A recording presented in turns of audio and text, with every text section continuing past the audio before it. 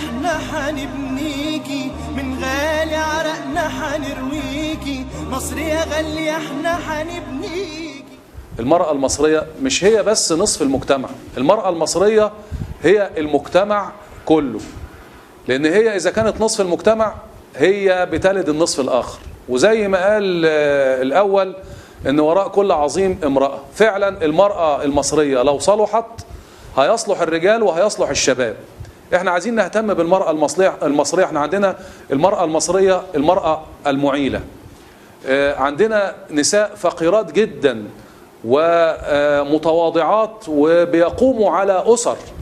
عندنا مشكلة كبيرة في محافظة اسكندرية وما اعرفش في عموم الجمهورية في دائرة الرمل.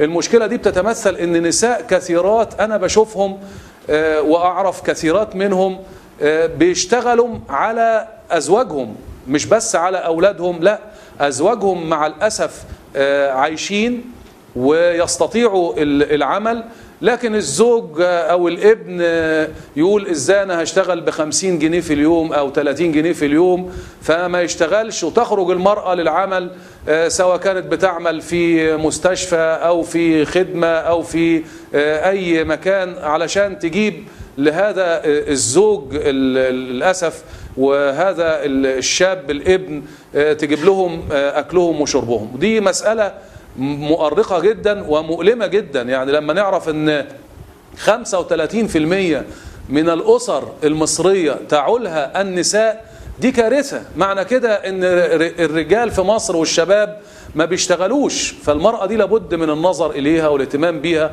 خصوصا المرأة الفقيرة، المرأة الضعيفة، المرأة المعيلة، المرأة الأرملة، المرأة المطلقة، كل هذه الفئات. أيضا الشابات الجامعيات، الشابات اللي بيعانوا من مشكلة العنوسة، دي مشكلة أيضا محتاجة إعادة تأهيل لهؤلاء، محتاجة أيضا إزاي نحل المشكلة من جذورها، إزاي نشغل الشباب، إزاي نوفر مساكن للشباب علشان يستطيع الشاب أنه هو يبقى عنده عمل، ومن خلال هذا العمل يستطيع الزواج مثلا وتؤسس الأسر وهكذا.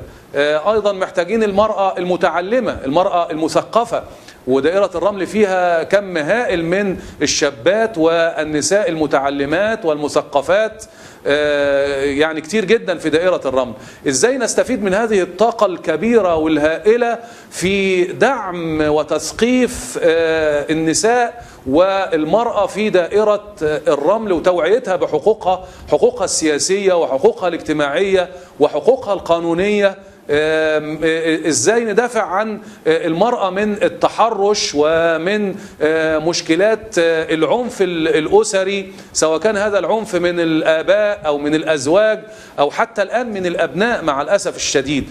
فأنا أهم ملف في الواقع أحب أهتم به هو ملف المرأة، لأن المرأة المصرية شيء مهم جدا في حياتنا وشيء مهم جدا لمستقبل مصر.